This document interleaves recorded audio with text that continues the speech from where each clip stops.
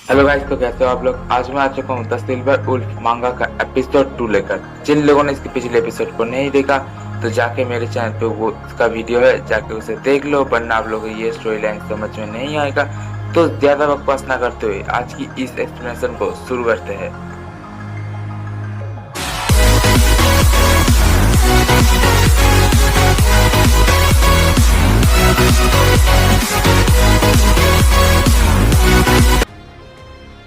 तो कहानी की शुरुआत में नैनी याद कर रही होती कि काई ने उससे जब जागा था तब कहा था कि क्या तुम्हें यो ने भेजा है मुझे मारने के लिए।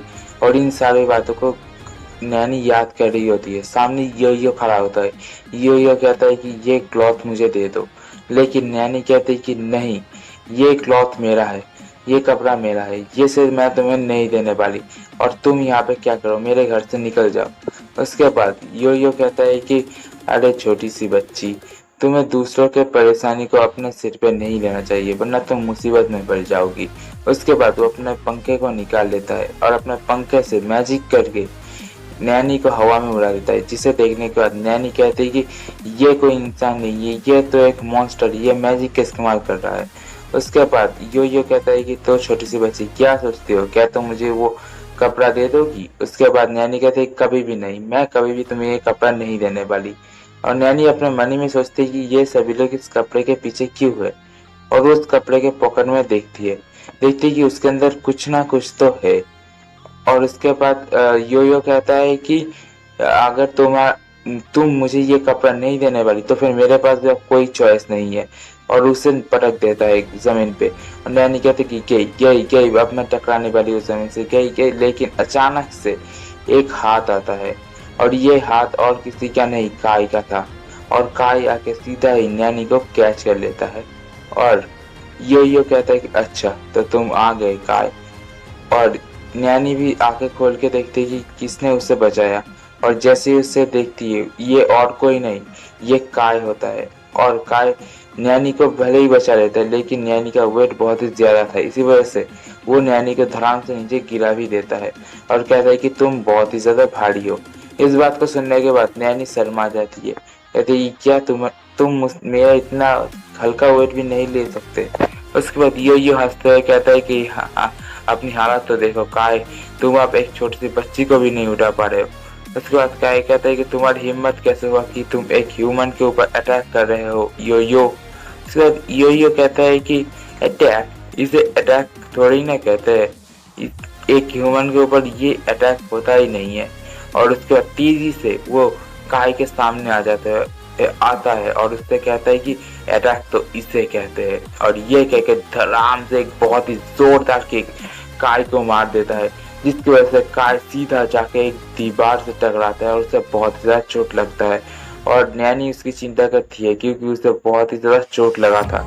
उसके बाद वो बंदा कहता है कि अब तुम क्या सोचती हो छोटी सी बच्ची, क्या तुम मुझे ये कपड़ा देने वाली हो या नहीं। उसके बाद नैनी बहुत ही डर जाती है और कहती कि अच्छा ठीक है, मैं तुम्हें देती हूँ, कह के उसके मुंह के ऊपर उस कपड़े को फेंक के वहां से चली जाती है, डर के मारे भाग जाती है। उसके बाद ये उस कपड़े को चेक करने लगता है, लेकिन उसके अंदर कुछ भी नहीं होता। इसी वजह से वो सीधा काय के कॉलर से उसे उठा लेता है। उससे कहता है कि मुझे बताओ कि वो चीज कहाँ गया। और काय भी मन में सोचता है क्या वो वहाँ पे नहीं था।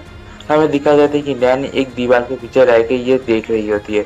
मन में सोचते है कि आखिरकार इस पॉकेट में क्या था जिसके लिए लोग लड़ रहे हैं। क्या बस एक पंखे के लिए ये दोनों लड़ रहे हैं।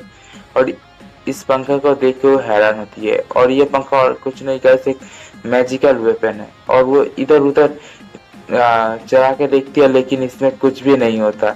और उसे समझ में नहीं आता कि ये दोनों इस फैन के लिए लड़ क्यों रही है। लेकिन वो एक हथियार ढूंढने के लिए किचन में चली जाती है, और यहाँ पे काय और यो के फाइट चल रहा होता है। और यो पूछता है कि वो फैन कहाँ पे है।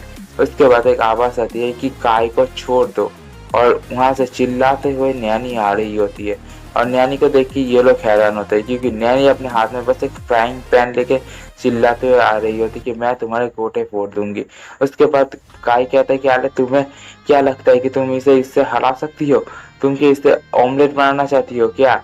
उसके बाद यो कहता है कि हाँ, ये छोटी सी बच्चे भी पागल है, लेकिन नैनी का पैर अटक जाता है और धड़ाम से वो नीचे गिर जाती है और कहती है कि ये तो बहुत ही ज्यादा फूलिश है। लेकिन अचानक से यो की नजर कहीं पे चली जाती है और वो देखता है कि वो फ्राइंग पैन हवा में उड़ रहा है, जिसे देख के काई और यो हैरान। और यहाँ पे उई माँ मुझे चोट लग गया, नैनी कहती है।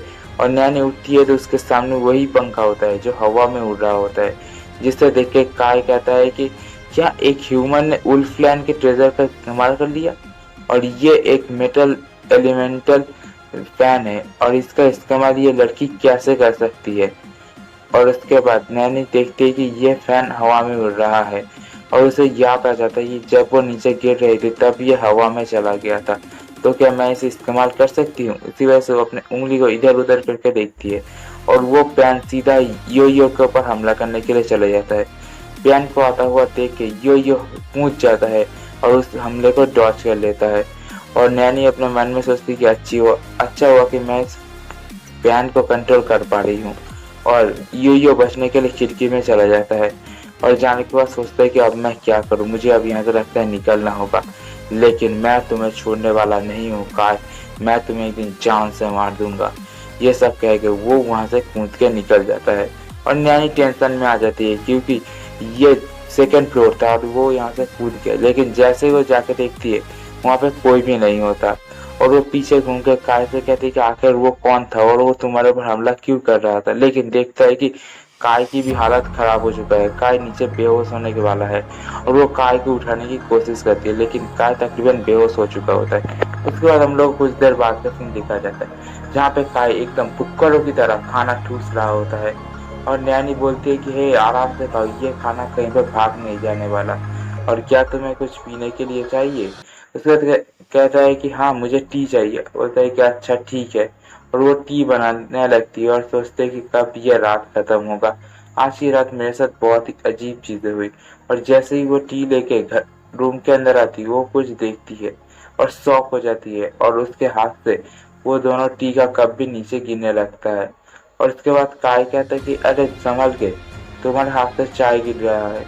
और वो अपने पावर से उस चाय के कप को दोबारा से वहां पे रख देता है और नैनी बहुत पूरी तरीके से हैरान होकर उसकी तरफ देखती है और उससे कहती है कि आखिर तुम इतनी जल्दी बड़े कैसे हो गए। और हमारा ये एपिसोड यहीं पे खत्म हो जाता है। अगर आप लोगों को मेरा एक्सप्लेनेशन पसंद आया हो तो प्लीज चैनल को सब्सक्राइब कर दो, वीडियो को लाइक कर दो और अपने दोस्तों के साथ शेयर कर दो।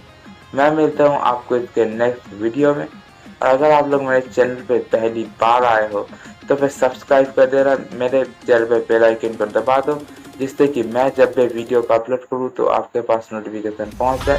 Thanks for watching my video, मिलते हैं नेक्स्ट एपिसोड में।